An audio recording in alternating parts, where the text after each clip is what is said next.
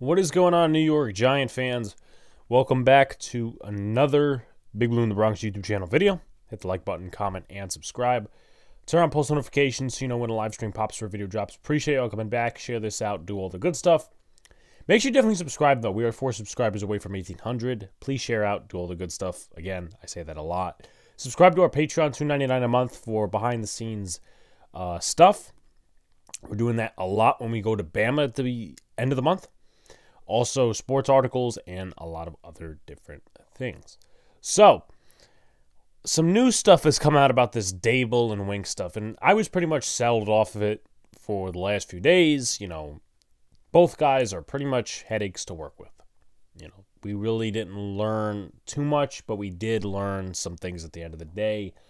Wink was a hothead. He left the building in a storm, and Daboll can be an asshole and whatever. So, there's a new report out from Pat Leonard. I wanted to evaluate some quotes from it. Now, why I say quotes is because you have to pay, of course, for New York Daily News. But a lot of people on Twitter are picking some of the best parts out of that article, the most key parts of the article relating to Daboll, relating to Wink, and even relating to Mike Kafka a little bit. So we're going to talk about those quotes here. And here's the thing, right? If you believe that this is just set up by Wink's camp and you don't believe it, don't believe it. Everyone has the right to their opinion. If you are a pro-Wink guy, for whatever reason that is, and you know you don't like Brian Daboll and some of his actions, okay, then you can believe the report. But here's my thing at the end of the day. I think coming off of this report, and even if you're talking about, you know, all these other different things, you're talking about Daboll's attitude as a head coach or Wink's disagreements with Brian Daboll and possibly, you know, kind of coordinating against him. If you spread those two aside, I think you got to come off with the opinion with this. Or I should say you got to come off the scenario with this. That Daboll could be a hard coach to work with, that he's got some things to improve on, and he's definitely got questions going into year 3. As for Wink, he was a very good defensive coordinator for us, did a lot with a little, but at the same time, if he's going to walk out on the players like that, you really don't want him as a defensive coordinator. But anyway, so let's dig into the depths of the article. There's a huge paragraph that lists a lot of different things. Again, this is from Pat Leonard, New York Daily News. So he's talking about, in the Washington game the second time, when the Giants were driving down the field, and I'm pretty sure this was before the Isaiah Simmons pick 6.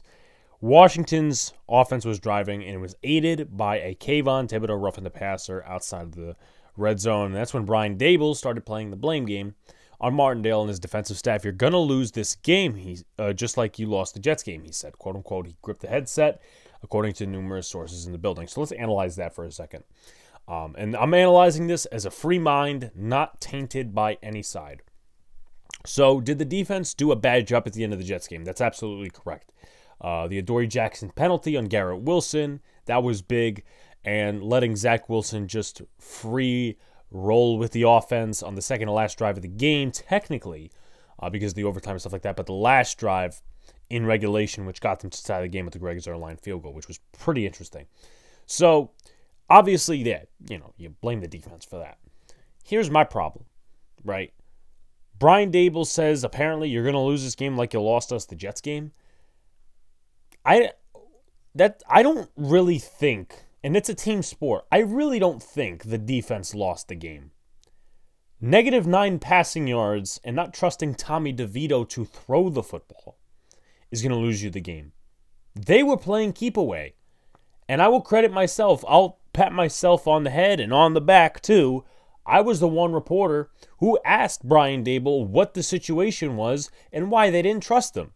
And he kind of gave a BS answer, talking about the game plan, the weather, all these other different things. So let's calm down a little bit and actually realize, hey, it was the team who obviously lost the Jets game, but at the same time, the offense played, I would say, 95% of the part. Because other than that one drive with Tommy DeVito in the rushing touchdown, the offense didn't do dick the entire game. They only got a field goal out of, that one drive where Kayvon Thibodeau had the strip sack. There was the first drive of the game. And then can we, sit here and just microscope in on the fact that he let Graham Gano kick in 2 opportunities and missed both field goals, both which contributed to the New York Giants loss? Let's keep going. So, boom, boom, boom. Obviously blaming the defense for the 13-10 loss, -9 yards, whatever. Daboll's divisive finger pointing, wasn't out of the ordinary. It's one of the reasons why, quote unquote, Joe Shane begun listening on the headsets on game days that week in Washington. Although it is a step that other GMs like Nick Caserio and de facto GM Will McClay of Dallas took to understand the game day operation. Which, okay, fine. But here is where it kind of gets dicey, right? Someone said in the building, he has no composure, which that could be said about anybody. And I'm not trying to defend Daboll here, but one team source, he has no composure. Well, genius. We can kind of see, depending on the report, yeah, that's basically it. And he also said to Melissa Stark before going in for halftime that he was very frustrated and he couldn't even answer questions. My head is not in this. I can't focus on anything right now. So another thing I want to get to is this. This one is I didn't even see it at first. And also, actually, you know what? I'll go back to that afterward. But this one kind of got me. And I couldn't understand it at first, but it took me 2 seconds to realize what the theme was. In Week 10's blowout versus Dallas, the Giants had 27 yards and 1 first down in the first half. The defense caved and allowed 640 yards total, and Daboll was ripping the defense so frantically and constantly after every Cowboys positive play that it was interfering with Wink Martindale's play-calling process, sources said. Several sources said Martindale asked Daboll to stop so he could get the play in. The next week, Shane was on the headsets to monitor the situation himself. I'm all for being accountable. The defense played like shit that week. We all know that. I think the score was 49-17. But a lot of things could be true in blame to both sides. Is Daboll didn't get the quarterback situation right. Tommy DeVito was in there, and I get it. There's a lot of different situations. Oh, we're the only team that only got 3 quarterbacks and all this other. I'll explain a bigger theme of that at the end. But the offense was brutal. The play calling offensively was brutal. In some scenarios, you look at that 4th down with Barkley. I mean, the defense knew that was coming. It's not the first time that Mike Kafka was predictable in that area. But, yeah, the defense gave up 640 yards. If this is true, if you're going to sit there and critique the defense and yell at them and talk about how they're doing such a shit job, do it when they're on the sideline. Do it after the game.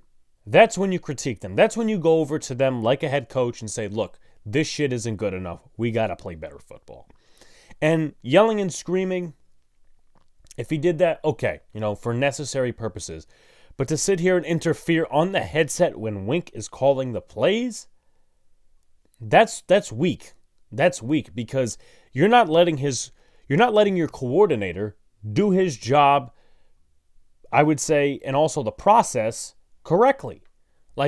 Okay, he calls the game, you want to critique him, you talk about it afterwards, right? Or you talk about it when the offense is on a drive. Oh, wait a second, they didn't have much time for that because the offense suck dick. So that's another problem I have. There was also another guy in the building, quote unquote, that said, do not come here because of the temperament in the building. And I didn't get to a lot of the other stuff in the article, but here's one quote when you talk about the offense. This was taken in an excerpt. Of course, he would make Kafka run the ball, and then if he called a run play that Daboll didn't like, he would motherfucker him. Oi. Is all I'll say. Oi.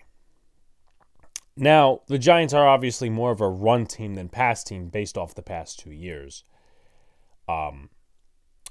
And this is surprising, but it's not, because eventually you were going to hear some stuff about Mike Kafka or that sort of relationship. And again, I don't have the full scoop in that area because I'm not going to sit here and pay $9 for a fucking article that I'm probably not going to need those, that subscription for a long time. But If he's going to pick and choose, why don't he just be the play caller? Like, here's the thing. You look at it this way, Kafka and Daboll, they came from separate trees. Daboll from New England and Buffalo, and then Kafka came from Kansas City. Those are not the same concepts.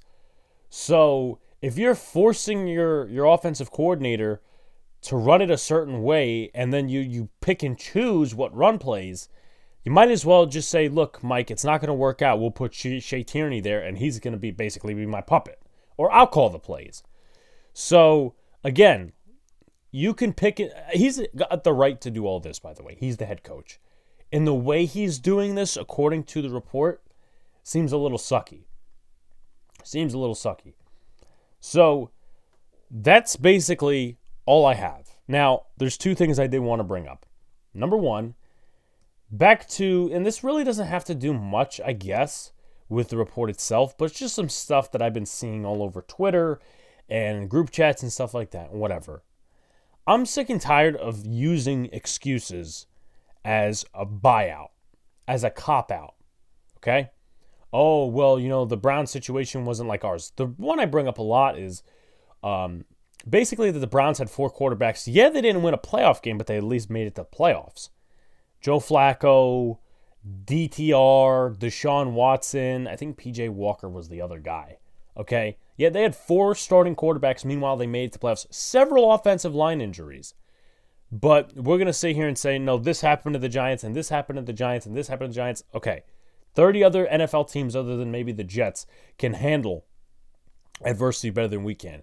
So let's stop acting like this is all a luck thing.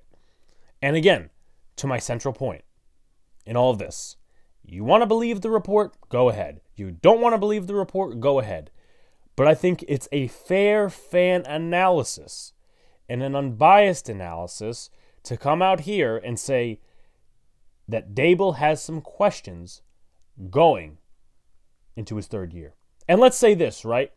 I'm not here to discredit one side of the ball or the other, but let's take a look from an unbiased perspective. What has Daboll done with the offense in 2 years? Sure, he made Daniel Jones not look like cat shit, right, for a little while, which was 2022. They won games like Green Bay, Indianapolis, and Minnesota. In the playoff game, they won that because of offense. Rest of the wins, unless I'm discounting a few, because of the defense. Because the defense held on.